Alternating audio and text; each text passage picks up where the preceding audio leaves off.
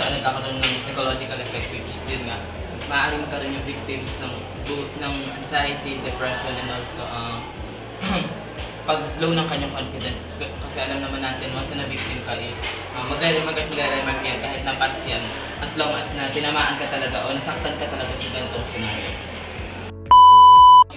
Una sa lahat, madami ang nagiging negatibong epekto nito sa mga tao. Sapagkat nadadala sila ng kanilang emosyon at nagkakaroon doon ng diskriminasyon. Dahil doon sa diskriminasyon na iyon ay hindi sila nakakapag-isip ng maayos, sila ay nawawalan ng kumpiyansa sa sarili at pinanghihinaan sila ng buhay. Trauma, dahil ito ay nakatatak na sa ating isipan pag tayo ay nabully o inapi ng isang tao. The long-term psychological effects of bullying on individuals can include increased risk of depression, anxiety, low self-esteem, post-traumatic stress disorder, and even severe identity. Magiging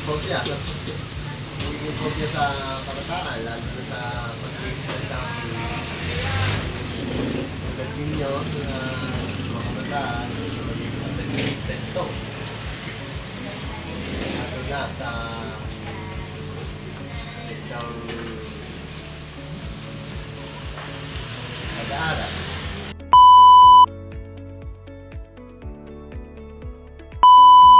Para sa akin, ang negatibong epekto ng pang-aapi ay halimbawa, inapi ka sa school, then parang naapektuhan yung marka mo, bababa siya, then palagi ka na lang ma-absent. Parang nag-epekto niya, maaaring hindi ka makagraduate kung graduating student ka. Para sa akin ay oo, gawa ng bilang ako'y isang babae pa rin, ay kailangan ko ng self-defense na tinatawag na ganan. Dahil sa tuwing ako'y uuwi ng mga 10 oras ng gabi, ay hindi natin mawawala sa ating kapaligiran ang mga masasamang loob, mga rapists. Kaya para sa akin, ay kailangan ko yung self-defense na yun.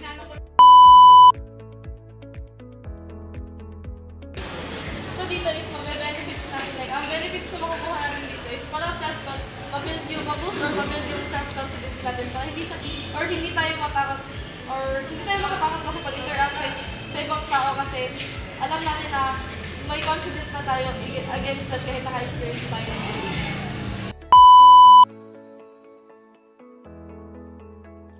Studying self-defense can improve self-confidence because it equips individuals with practical skills to protect themselves in threatening situations, leading to a greater sense of personal safety and empowerment.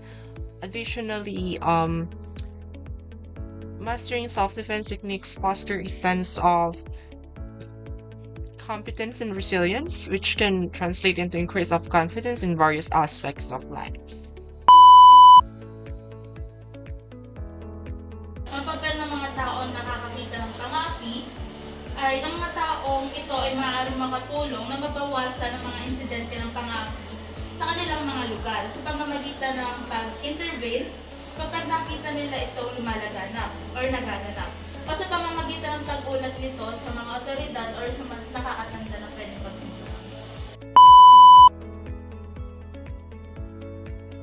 Nakakatulong ito sa pamamagitan ng meron tayong knowledge about self-defense na kumbaga hindi na tayo basta-basta hindi na makakulat ng pagkakulat. Meron, malaki kasi yung self-defense hindi lang naman siya laging manakit ng ibang tao. Ito ay isang tool para mailigtas mo yung sarili mo ng tama at waswa.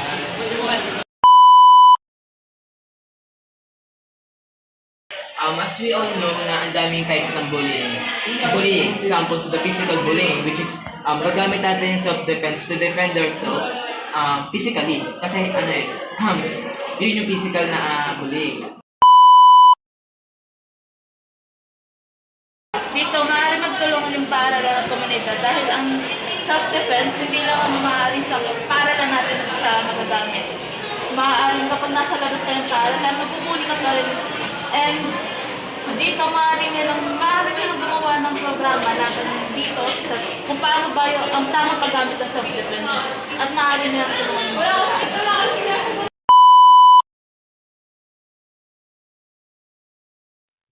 Well, studying self-defense can help build self-confidence and foster resilience in individuals who have been hurt by providing them with a sense of empowerment and control over their own safety. By learning effective techniques to protect themselves, individuals can regain a sense of agency and reduce feelings of vulnerability or fear. Nakakapagpalakas ang pagsasali ng self-defense sa biktima ng pang-aapi sapagkat sa pagsasanay ay malalaman mo ang dapat mong gawin sa oras ng pang-aapi at alam mo sa loob mo ang kaya mong ipagtanggol. Pag sinabi kasi natin cyberbullying, yan yung bullying na nangyayari sa school. So, malabo na yung physical or yung tinuturo sa ating physical self-defense ay mapapagtanggol tayo. Pwedeng oo, pwedeng hindi, sapagkat mayroong mga tao na may kaalaman sa self-defense, ngunit hindi nila ito ginagamit para ipaghiganti o ipagtanggol ang kanilang sarili. Sa ibang panig naman ay makatutulong ang edukasyon sa self-defense para maiwasan ang maapi at para maipagtanggol ang sarili. Maraming ethical consideration na kailangan i-consider bago magturo ng self-defense. First ay dapat alam ng tinuturuan mo or allowed siya. Next ay dapat gamitin lang sa tama yung self-defense.